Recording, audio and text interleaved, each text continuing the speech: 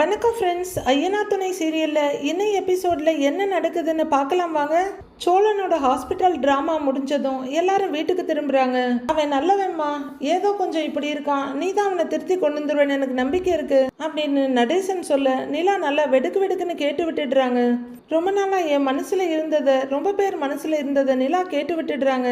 ஒரு பைத்தியத்துக்கு கல்யாணம் பண்ணி வச்சா திருந்திரும்னு என்ன கல்யாணம் பண்ணி வச்சாங்க. நான் ஒரு பைத்தியம், அது பைத்தியன்றதை புரிஞ்சுக்கிறதுக்கே எனக்கு 10 வருஷம் போயிருச்சு.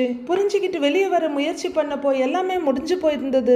இது அடுத்தவங்க அனுதாபப்படணுங்கிறதுக்கு இல்ல, அவேர்னஸ் வரணுங்கிறதுக்காக தான். தயவு செய்து பொண்ணை பெற்றவங்களா இருந்தாலும் சரி, பையனை பெற்றவங்களா இருந்தாலும் சரி, நீங்க செய்ய முடியாததை இன்னொருத்தர் செய்ய முடியும்னு நினைச்சு இன்னொருத்தர் வாழ்க்கையை கெடுக்காதீங்க.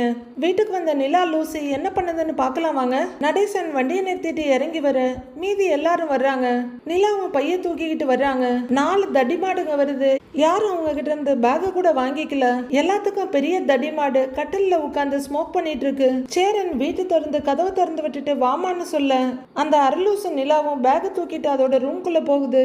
அது செய்யற ஒரே உருப்படியான வேலை கதவை சாத்துறது தான். சோழன் ஒரு பக்கம் உட்கார, எப்பவுமே அந்த சாமி ஸ்டாண்டுக்கு பக்கத்துல இருக்க இடத்துல பாண்டி உட்கார, ஜன்னல் ஓரமா போய் பல்லவன் உட்கார்றாரு. டேய் சோழா, நடந்ததெல்லாம் போகட்டும், இப்ப நிலா சம்மதிச்சு நம்ம வீட்டுக்கு வந்துருச்சு. இதுக்கு மேல பொய் சொல்றது, ஃப்ராடு வேலை பண்றது இதெல்லாம் வச்சுக்காத அப்படின்னு சேரன் சொல்ல சோழன் நிலாவோட ரூம் கதவை பார்த்துட்டு இருக்காரு. நீ இவ்வளவு தப்பு பண்ணியோ அந்த பொண்ணு நம்ம வீட்டுக்கு வந்ததே பெரிய விஷயம், அதை தயவு செஞ்சு கெடுத்துறாதடா அப்படிங்கிறாரு சேரன். நீ தான் ஓவர் ஆக்ட் பண்ணி எல்லாத்தையும் சொதப்புவியே, அப்படிலாம் எதுவும் பண்ணிடாதடா அண்ணா அப்படின்னு பாண்டி சொல்ல எல்லாத்தையும் விட்டுட்டு இப்ப என்ன சொன்ன நீன்னு கேக்குறாரு சோழன். அண்ணன் நான் கூப்பிட்ட அப்படின்னு அவர் கேட்க, அதுக்கு முன்னாடி டா போட்டுச்சு, அதை கவனிக்கலையா நீ அப்படின்னு பல்லவன் கேக்குறாரு. இருந்தாலும் இவன் அண்ணன் சொன்னான்டா அப்படிங்கிறாரு சோழன். டேய், அவன் என்ன சொன்னா நீ என்னடா சொல்லிக்கிட்டு இருக்கிற அப்படிங்கிறாரு சேரன். டேய், சொன்னதெல்லாம் ஞாபகம் வச்சுக்கோடா, அடக்கமா இருன்னு பாண்டி சொல்ல, சரி சரிடா, நான் எதுவும் பண்ண மாட்டேன்டா, ஆனா ஒரே ஒரு விஷயம் மட்டும் சொல்லிக்கிறேன், நிலாவாலெல்லாம் என்னை விட்டுட்டு போகவே முடியாதுடா, எப்படி என்னை தேடி வந்தா பார்த்தல அப்படின்னு ரொம்ப திமிர தென்னாவட்டா சோஃபால சாஞ்சு உட்கார்றாரு. அவர் அப்படியே பெருமையோட நிமிந்து எல்லாரையும் பார்க்க 3 பேரும் அவரை முறைச்சிக்கிட்டு இருக்காங்க. இதெல்லாம் பண்ணாதன்னு தான் நான் சொன்னேன், ஆனா அடுத்த நிமிஷமே பண்ற பாத்தியா அப்படிங்கிறாரு பாண்டி. ஜென்மத்துல பொருந்ததை செருப்பால் அடிச்சாலும் போகாதுன்னு சொல்லுவாங்க பாண்டி. அது யாருக்கு பொருந்ததோ இல்லையோ, உங்க வீட்டுல சோழனுக்கு ரொம்ப நல்லா பொருந்தோம். நடேசன் ஒரு தம் அடிச்சு முடிச்சு ரொம்பவே ரிலாக்ஸ்டா பெருமூச்சு விட்டுட்டு தூக்கி வீசிட்டு உள்ளர வர்றாரு. நிலாவும் ரூம்குள்ள கொண்டு பேக் வச்சுட்டு வெளியே வர்றாங்க. நிலா வந்து நிக்க பல்லவன் எழுந்து நிக்கிறாரு. அடுத்து பாண்டி சோழன் எழுந்து நிக்கிறாங்க. உள்ளர வந்த நடேசன் எல்லாரையும் மாறி மாறி பாக்குறாரு. இந்தாப்பா தண்ணி குடி அப்படின்னு சேரன் ஓடி போய் எடுத்துட்டு வந்து கொடுக்க தேங்க்ஸ் வாங்கிக்கிறாங்க நிலா. சோழன் பரிதாபமா முகத்தை வச்சுட்டு திருன்னு பார்த்துட்டு இருக்காரு. இல்ல இப்பதான் புதுசா வந்த மாதிரி எல்லாரையும் மாறி மாறி பாக்குறாங்க. என்ன எல்லாரும் ஒரு மாதிரியா இருக்கீங்க அப்படின்னு நிலா கேட்க, எல்லாம் ஒரு மரியாதை தான் நீங்கிறாரு பல்லவன். உங்களை அண்ணின்னு கூப்பிடலாம்ல அப்படின்னு அவர் கேட்க, எப்பவும் அப்படிதானே கூப்பிடுவேன் அப்படின்றாங்க நிலா.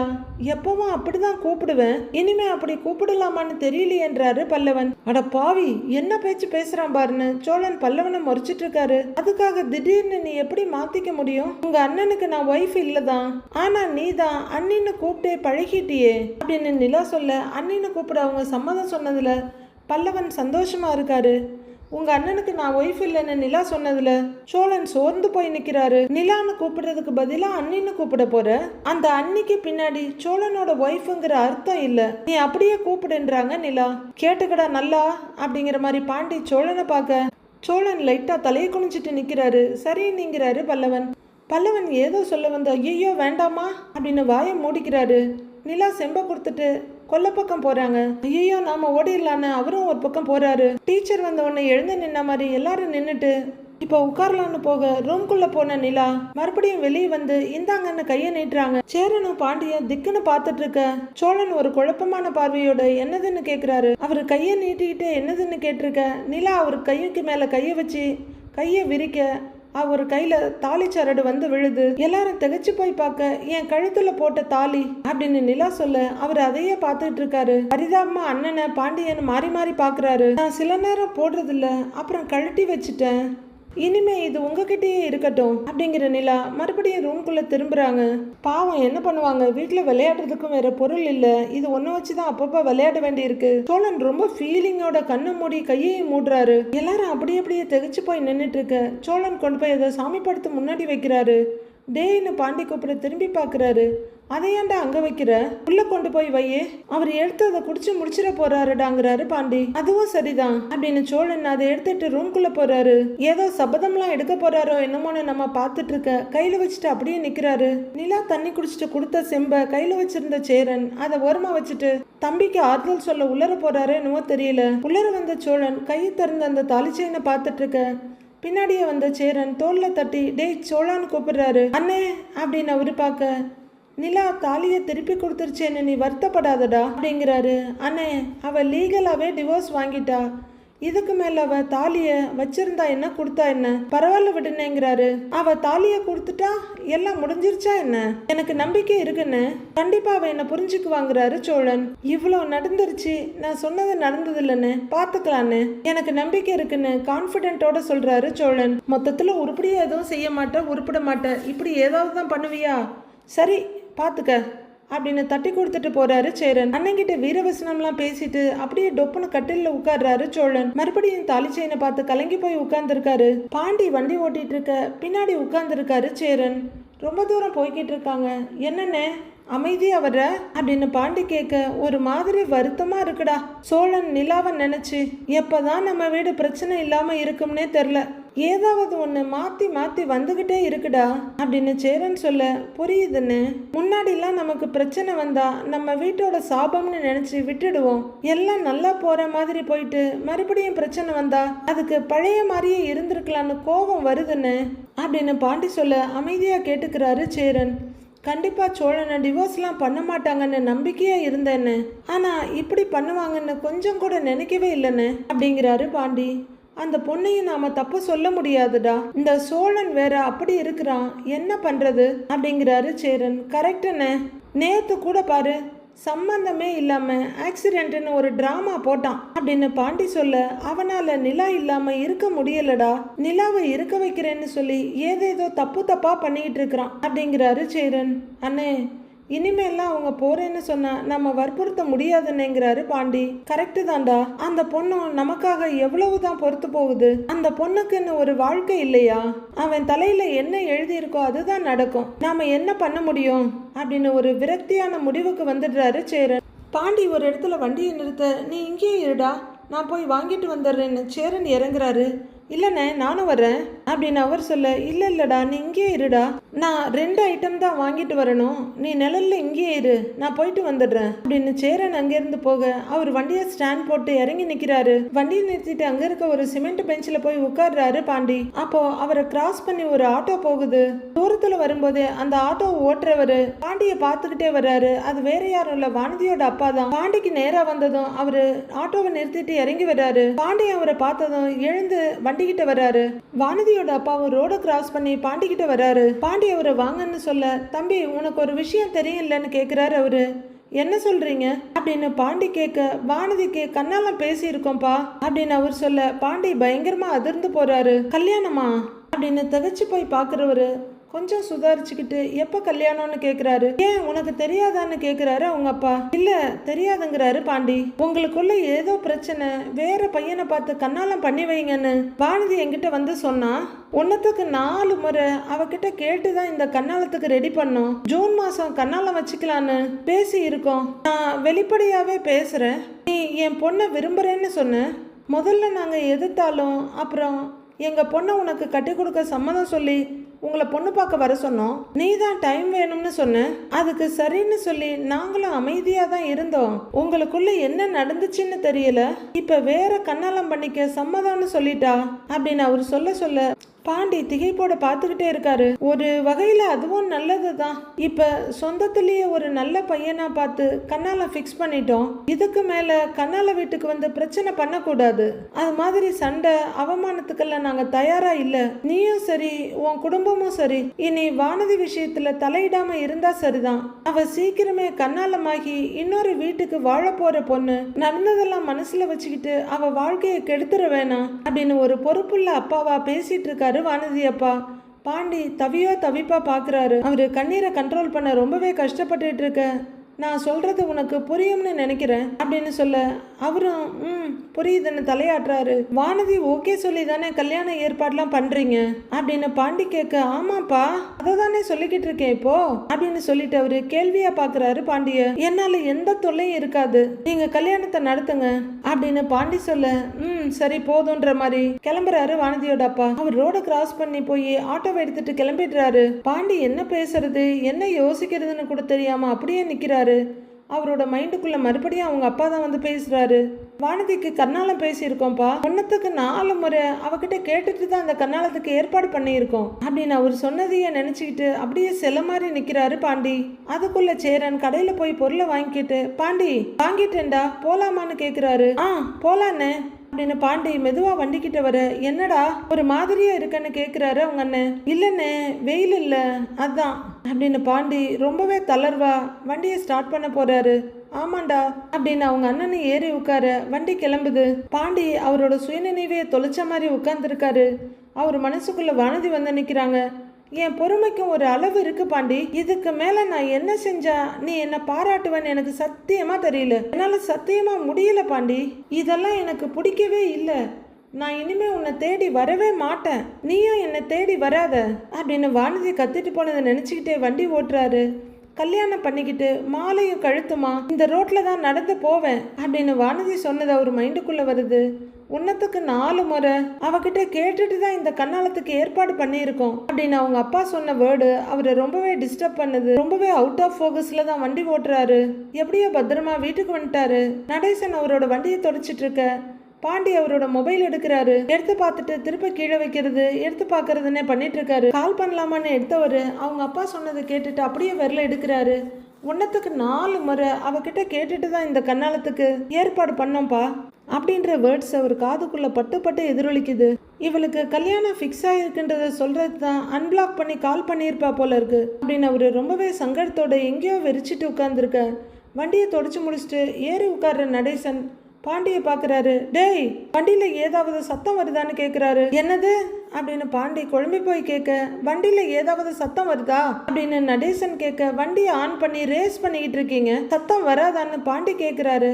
ஏய் என்ஜின் சவுண்டை கேட்கலடா, அது இல்லாம வேற ஏதாவது சத்தம் வருதா அப்படின்னு நடேசன் கேட்க, பாண்டி அதையெல்லாம் கவனிக்கிற மனநிலையில இல்ல, தெரியலன்னு சொல்லிடுறாரு. ஒன்னதான்டா கேக்குறேன், மெக்கானிக் தானேடா நீயே, வந்து என்ன ஏதுன்னு பாருடா அப்படின்னு நடேசன் கூப்பிட, எனக்கு வேற வேலை இல்லை, போய் இந்த வண்டியை வேலை பார்க்குற கடையில் கொடுங்கன்றாரு அவரு. ஏன் உனக்கு இது தெரியாதா அப்படின்னு நடேசன் கேட்க, ஆமா தெரியாதுங்கிறாரு பாண்டி. தெரியாதா, என்ன மெக்கானிக் நீயே அப்படின்னு வண்டியை ஆஃப் பண்ணிட்டு இறங்கி வர்ற நடேசன் பாண்டி முன்னாடி வந்து, டேய் மெக்கானிக் தானேடா நீயே, மெக்கானிக்னா 2 வீலர்லேருந்து 16 வீல் வரைக்கும் எல்லாத்தையும் பார்க்கணும்டா, அவன் தான்டா மெக்கானிக்கு.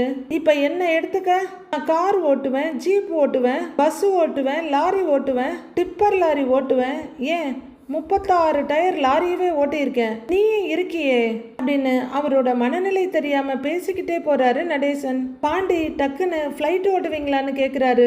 ஏன் ஓட்ட மாட்டேன், கொடுத்தா ஓட்டுவேன்னு அசராம சொல்றாரு நடேசன். இவர்கிட்ட பேசியெல்லாம் ஜெயிக்க முடியுமா அப்படின்னு பாண்டி எழுந்து போக, டேய் குடுக்குறியா, பதில் சொல்லிட்டு போடா, எப்ப பார்த்தாலும் மூஞ்ச விளக்கெண்ண மாதிரியே வச்சிட்டு இருக்கியடா, என்ன ஆள் இவன் அப்படின்னு சலிச்சுக்கிட்டு மறுபடியும் வண்டிக்கு போறாரு. வீட்டுக்குள்ள சோழன் வழக்கம் போல கண்ணாடி முன்னாடி நின்று தலையை சீவனு சீவிட்டு இருக்காரு. பல்லவனும் மொபைல பாத்துக்கிட்டு உட்கார்ந்து இருக்காரு. பாண்டி வந்து சோர்ந்து போய் உட்கார்றாரு. நிலா ரெடியாகி கதவை திறந்துட்டு பேக்கோட வெளியே வர்றாங்க. நிலா இந்தாப்பா அப்படின்னு லஞ்ச் பேக்கை கொண்டு வந்து கொடுத்துட்டு சேரன் மறுபடியும் கிச்சனுக்கு போறாரு. அண்ணே அப்படின்னு கூப்பிட, என்னப்பா அப்படின்னு திரும்பி வர, ஒரு 500க்கு சேஞ்ச் வச்சிருக்கீங்களான்றாங்க நிலா. அப்படின்னு அவர் யோசிச்சுட்டு இருக்க, நிலா என்கிட்ட இருக்கு, 100 ரூபாயா வேணுமா இல்ல 200 ரூபாயில இருந்து கொஞ்சம் கொஞ்சமா சில்லறையா வேணுமான்னு கேட்டுக்கிட்டே பர்ஸ் எடுத்துட்டு இருக்காரு. அண்ணா உங்ககிட்ட இருக்கான்னு பாருங்களேன்றாங்க நிலா. இருப்பா பாக்குறேன் அப்படின்னு கிச்சனுக்கு போறாரு அவரு. நிலா சோழன் பக்கம் திரும்பி கூட பார்க்காம இருக்க, சோழன் நிலாவையே பார்த்துட்டு இருக்காரு. இந்த டிராமாவை பல்லவனும் பாக்குறாரு. இந்தாப்பா 200 ரூபாய் தான்ப்பா இருக்குன்னு கொண்டு வந்து கொடுக்குறாரு சேரன். சரி கொடுங்கண்ணே, நான் அப்புறம் தரேன், அதை வாங்கிக்கிறாங்க நிலா. இல்ல இந்தாங்க வச்சுக்கோங்கன்னு பணத்தை நீட்டுறாங்க. இது எதுக்குப்பா எனக்கு, நீ வச்சுக்கோப்பா அப்படின்னு சேரன் சொல்ல, உங்களுக்கு காசு வேண்டாமான்றாங்க நிலா. எனக்கெல்லாம் வேண்டாம்ப்பா, நான் பாத்துக்கிறேன்ப்பா, நீ வச்சுக்கோ அப்படின்னு சேரன் சொல்ல, சரிண்ணே தேங்க்யூன்றாங்க நிலா. பாண்டி ரொம்பவே சோர்ந்து போய் நிலை இல்லாம உட்கார்றத நிலா பாக்குறாங்க. பேக்ல பணத்தை வச்சுட்டு மறுபடியும் சேரன் கிட்ட வந்து, அண்ணே பாண்டியன் ஒரு மாதிரியா இருக்காருன்னு கேக்குறாங்க நிலா. தெரியலப்பா, அவன் காலையில இருந்தே அப்படிதான் இருக்கிறான், ராத்திரி கூட சரியா தூங்கல, ஒருவேளை அதனாலதான் அப்படி இருக்கான் போல. இரு கேக்குறேங்கிற சேரன், ஏய் பாண்டி அப்படின்னு கூப்பிட அண்ணான்னு படக்குன்னு நிமிடுறாரு. என்னடா ஒரு மாதிரியா இருக்க, நிலா கேக்குது பாரு அப்படின்னு சேரன் நிலாவை ஒரு பார்வை பார்த்துட்டு சொல்ல, இல்லண்ணே ஒன்னும் இல்ல, நான் நல்லாதான் இருக்கேன்றாரு பாண்டி. இல்லண்ணே சுத்த பொய்யண்ணே, காலையில சீரியஸ் பார்க்கலான்னு கூப்பிட்டப்போ இல்லடா மூடு சரியில்லைன்னு சொன்னுச்சு, அப்ப இருந்தே இப்படிதான் இருக்கு அப்படிங்கிறாரு பல்லவன். டேய் அவன் மூஞ்சே இப்படிதான்டா, அவன் என்னைக்கு சிரிச்ச மாதிரி இருந்திருக்கான்றாரு சோழன்.